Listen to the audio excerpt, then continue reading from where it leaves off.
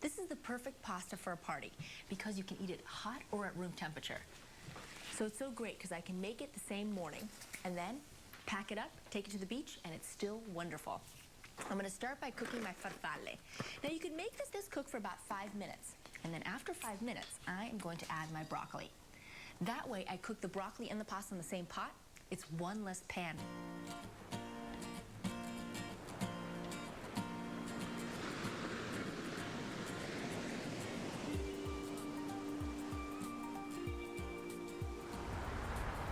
Seafood is a natural for the beach.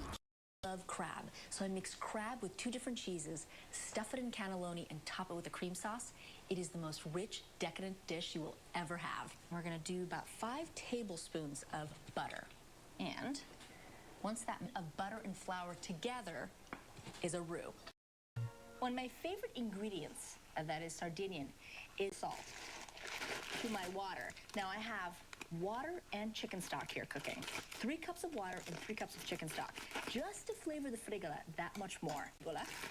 Right into the boiling chicken stock and water. It takes about 8 to 10 minutes to cook. So while that cooks, I'm gonna get started on the sauce, which is super easy. A little bit and an onion. So I'm gonna do the base flavors of onion and so now I'm gonna also add 2 garlic cloves, flavor to the mussels and the clams. We'll add a little bit of salt and flavor each layer. The easier and the simpler the sauce, the more you have to put time for our shellfish. So we've got little neck clams, and I'm keeping them cold on ice. You want to always make sure and keep your shellfish really cold. Now, what I do here is, what you do to clean them is you soak them in cold water that's a little bit salted, and you let them sit there for about 30 minutes so that any of the sand and the grit will come out. Then you can take them a little bit of cold water and just kind of brush the shell to get rid of any of the extra grit. And I love the color combo too. It just makes it more fun. Pepper. And basically, we're just gonna let these guys steam in the marsala. Ow. Toss them all into the bowl. Yeah, and just make a light vinaigrette. Ladies, I have my cookies. Ooh, wow. My cookies are a cross between a classic Italian pun nut cookie and Mexican wedding cookie. Start with some store-bought mayonnaise. Now, aioli, traditionally, it's a garlic-flavored sauce, and I really like to make it at home. But I start by making the extra special little chocolate treat inside my ice cream cones. So I'm going to show you how to do it. We're going to take some chocolate hazelnut spread, 2/3 of a cup. And let's see here. We're going to help our year-round, and today I'm making pasta dishes for each of the 4 seasons. So I'm going to start by cooking my manicotti. And I want to make sure that I flavor make sure when you cook pasta that you cook it in lots of water so it has room to swim. That way the pasta and a clove of garlic. And the onion just kind of gives the whole filling a nice base flavor. But just so it cooks a little bit faster. So while that softens, let's get going on the Swiss chard. Now, wintertime is the best time for Swiss chard. Look how beautiful it is. You see how beautiful these leaves are? And they come white or red, depending. What I like about these calzoni is how light and refreshing they are. So, I'm going to begin by making my sauce. A little bit. Lots of flavor. And a garlic clove. And if you don't want that intense garlicky flavor, then leave the garlic whole or slice it. And we're going to... Today I'm having some girlfriends over for a potluck party.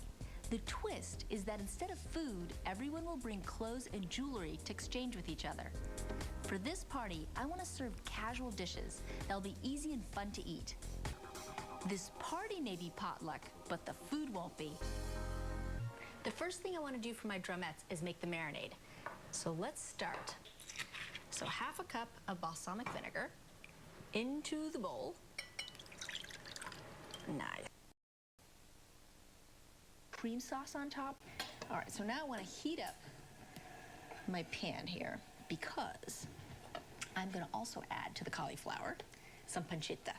And I guess it's between the cheesy cream sauce and the pancetta that makes you want to eat the cauliflower as well. That's nice and hot. I'm going to leave that there. Hey guys. Yeah. Hi. You too. I'm having friends over this evening, and I'll serve them a breathtaking meal that I make right at home. Sometimes you want to cook a meal that's all about the food, the kind of amazing dinner that your guests will be talking about for months. Make your guests feel extra special by dining in with style. Lasagna may not sound like a luxurious meal, but it's something everyone loves. With a few changes, I turn it from comfort food into an elegant dinner. Now that I've cooked off my lasagna noodles, I'm ready to make my pesto. I'm going to make a very elegant pesto with sun-dried tomatoes and basil. It's not your classic. All right. Wow. They're heirloom tomatoes. Everybody gets a different color. Very nice. Yeah. I hope everybody likes goat cheese. I don't know. Do you all like goat cheese? I didn't. What are you doing? Just boiling. Egg. So what do you call this? An amaretti torta. In Genoa, their diet is known to be rich in vegetables. That's why this artichoke dish is a perfect example of their kind of cuisine. I'm going to start with making the filling for the artichokes. Now, I know a lot of people are afraid of making artichokes, but you know what? They are fantastic. Just want to give the filling some base flavors, and that's what we're going to do with the onion and the garlic. And we're going to go for some garlic. Just add a meatiness. It's funny because it's satisfying that I've decided to make some of my steakhouse favorites at home with a unique Italian twist. These are my versions of steakhouse classics, a dinner that's a cut above the rest. One of my favorite things about steakhouses are all the breads that come to the table right at the beginning of the meal. And I'm going to make one of my favorites today. I'm using shallots and garlic, and I'm only using one shallot, so not too much. Nice. Okay. For a little crunch, which is what I always like on my frozen desserts, I'm going to add some amaretti cookies. These are just little, not too many, just a little bit, just for a little bit of crunch. These mini cupcakes are going to be perfect for Daisy's bake sale because they're little so the kids can just pop them in their mouth. We're going to start with the mascarpone cheese. And I'm going to add 8 ounces of mascarpone really easily. Now the yolks usually add a lot of richness, and they actually make it very dense and kind of heavy, so that's why we're only doing the whites. We're also going to add some vegetable oil. Now, we're also going to add a cup of water. You got to add some water to keep it nice and moist. And again, we're going to make it all fluffy and combine it all together.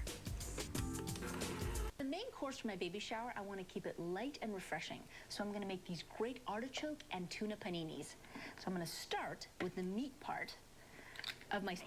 And that's why I love the Italian tradition of afternoon dessert.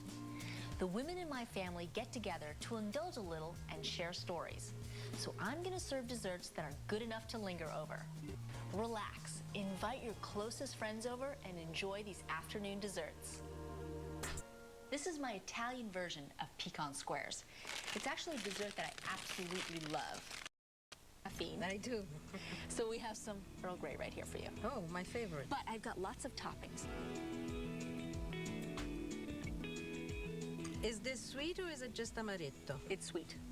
So if I went... My Parmesan fish sticks, I'm going to start with the breading. And the thing is, I love to snack, but sometimes it's kind of hard to find just the right thing to snack on, and you end up eating a box of cookies. Chocolate today, guys. Everything's chocolate. And there's no better way to show just how versatile it is than to throw a chocolate tasting party. Get ready for a delicious day. We're having a chocolate tasting party.